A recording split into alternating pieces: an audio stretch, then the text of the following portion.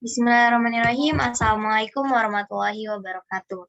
Kami dari kelompok 8 akan menjelaskan tentang otonomi daerah.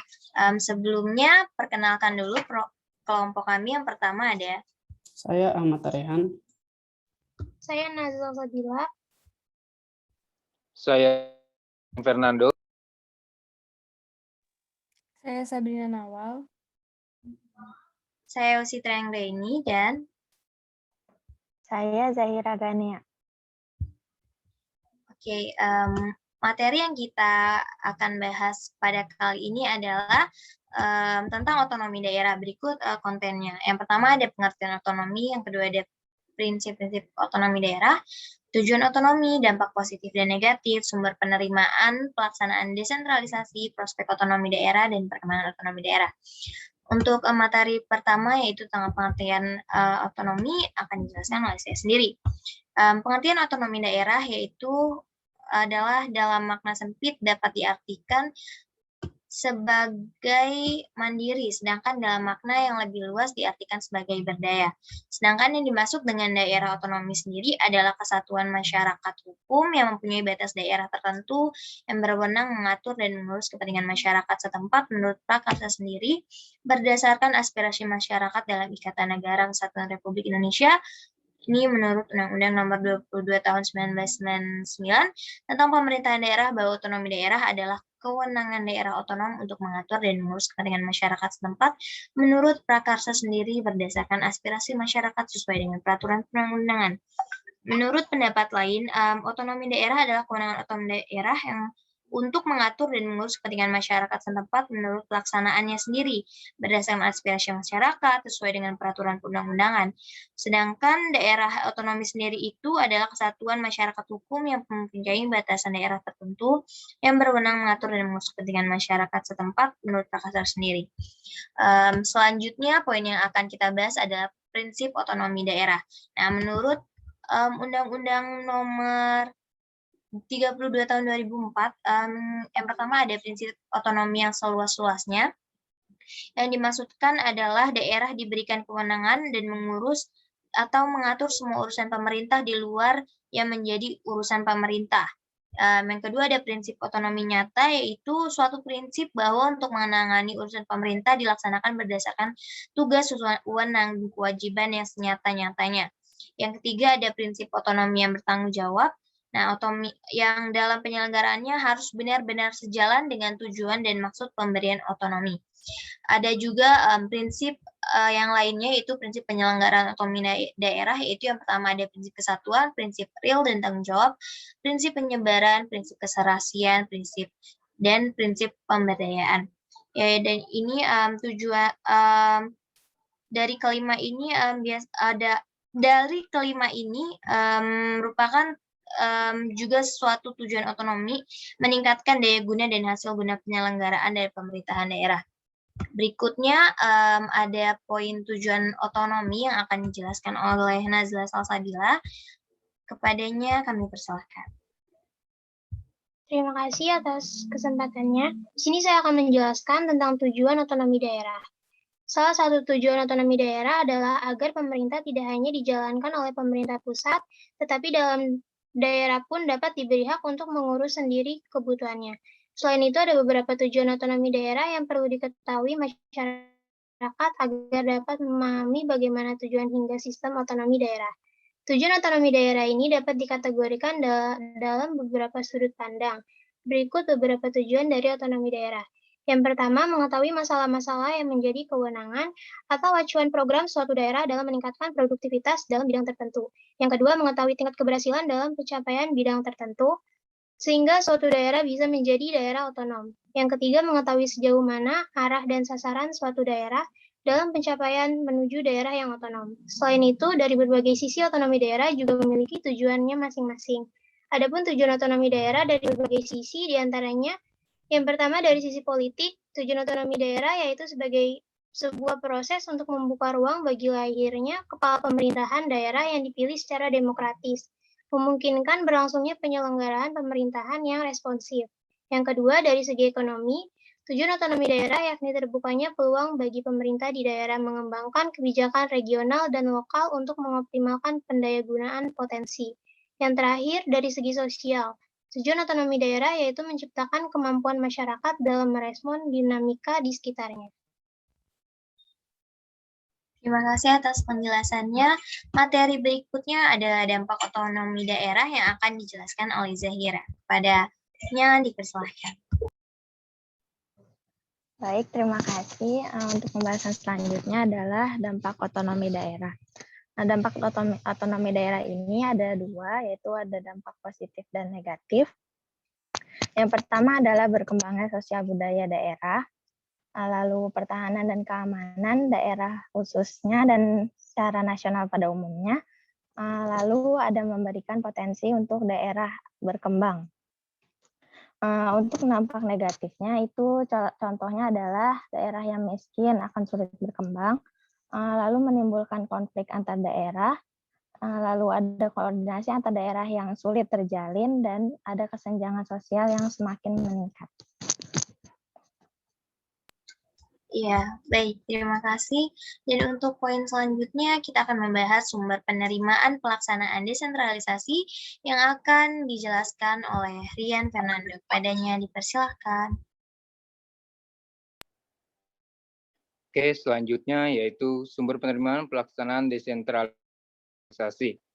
Yang pertama ada pendapatan asli daerah, atau biasa kita singkat PAT, yaitu pendapatan yang diperoleh daerah yang dipungut berdasarkan peraturan daerah sesuai peraturan perundang-undangan yang bertujuan memberikan kewenangan kepada pemerintah daerah untuk mendanai pelaksanaan otonomi daerah sesuai dengan potensi daerah sebagai perwujudan desentralisasi. Pendapatan asli daerah ini terbagi menjadi tiga. Yang pertama ada pajak daerah, lalu ada retribusi daerah, dan yang terakhir ada pendapatan dari pengembalian. Di sini yang pertama ada pajak daerah.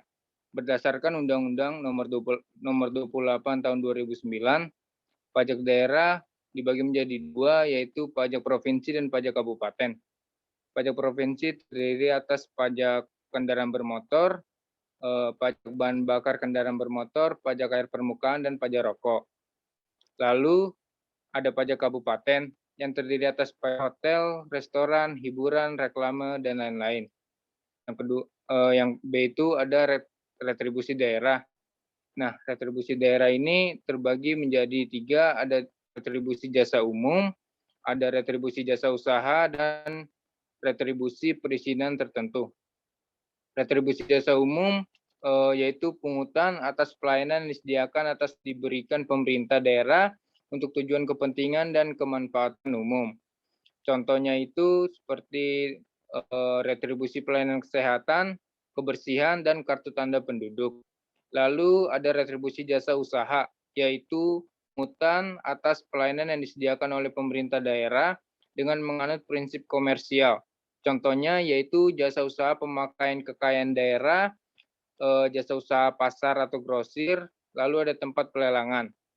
Dan yang ketiga ada retribusi perizinan tertentu, yaitu pungutan atas pelayanan perizinan oleh pemerintah daerah kepada orang pribadi atau yang dimaksudkan untuk pengaturan dan pengawasan kepada penggunaan sumber daya alam.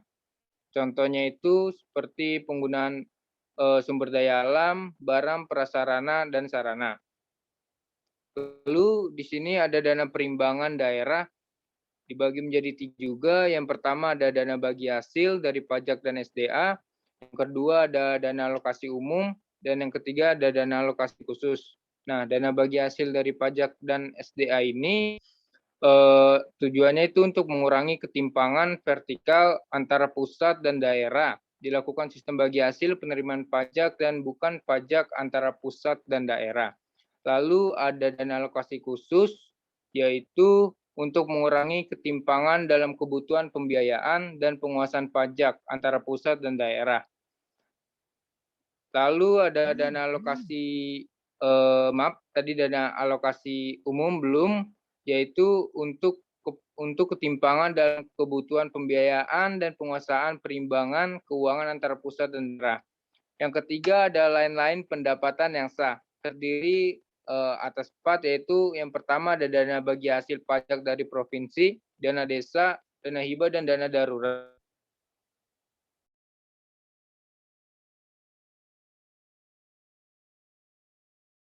Baik, terima kasih Rian yang telah menjelaskan langsung penerimaan pelaksanaan desentralisasi. Materi selanjutnya kita akan beralih ke perkembangan otonomi daerah yang akan dijelaskan oleh Sabrina. Kepadanya dipersilahkan. Baik, terima kasih. Yang selanjutnya adalah perkembangan otonomi daerah. Otonomi daerah di Indonesia dimulai dengan bergulirnya Undang-Undang atau UU Nomor 22 Tahun 1999 tentang Pemerintahan Daerah dan UU Nomor 25 Tahun 1999 tentang perimbangan keuangan antara pemerintah pusat dan daerah yang secara praktis efektif dilaksanakan sejak 1 Januari 2001. Kedua undang-undang ini membawa angin segar bagi pengembangan otonomi daerah, dengan membawa perubahan mendasar pada pola hubungan antar pemerintah dan keuangan antar pusat dan daerah dengan diberlakukannya otonomi daerah. Maka tugas dan tanggung jawab yang diemban oleh pemerintah daerah dalam melaksanakan pembangunan daerah-daerah akan semakin banyak. Dalam hal ini, pembangunan perekonomian daerah, peranan pemerintah dapat dikaji dari sisi anggaran, pendapatan, dan belanja daerah. APBD merupakan instrumen kebijakan yang dijalankan pemerintah daerah untuk menentukan arah dan tujuan pembangunan. Instrumen ini diharapkan berfungsi sebagai salah satu pemicu tumbuhnya perekonomian.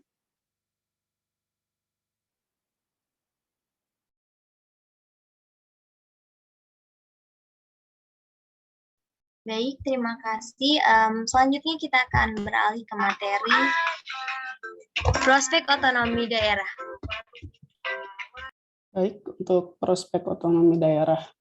Prospek otonomi daerah itu memiliki 5 aspek yang berbeda. Yang pertama itu aspek ideologi. Sebagai negara yang menganut ideologi Pancasila, Indonesia lantas menjadikan nilai-nilai Pancasila sebagai intisari dalam otonomi daerah. Melalui otonomi daerah, nilai-nilai luhur Pancasila tersebut akan dapat diwujudkan dan dilestarikan dalam setiap aspek kehidupan bangsa Indonesia. Yang kedua itu aspek politik. Pemberian otonomi dan kewenangan kepada daerah merupakan suatu wujud dari pengakuan dan kepercayaan pusat kepada daerah. Pengakuan pusat terhadap eksistensi daerah serta kepercayaan dengan memberikan kewenangan yang luas kepada daerah akan menciptakan hubungan yang harmonis antara pusat dan daerah. Yang ketiga, aspek ekonomi. Kebijakan otonomi daerah yang bertujuan untuk pemberdayaan kapasitas daerah akan memberikan kesempatan bagi daerah untuk mengembangkan dan meningkatkan perekonomiannya. Peningkatan dan pertumbuhan perekonomian daerah akan membawa pengaruh yang signifikan terhadap peningkatan kesejahteraan rakyat di daerah. Yang keempat, aspek sosial budaya. Kebijakan otonomi daerah merupakan pengakuan terhadap keanekaragaman daerah, baik itu suku bangsa, agama, nilai-nilai sosial, dan budaya, serta potensi lainnya yang terkandung di daerah.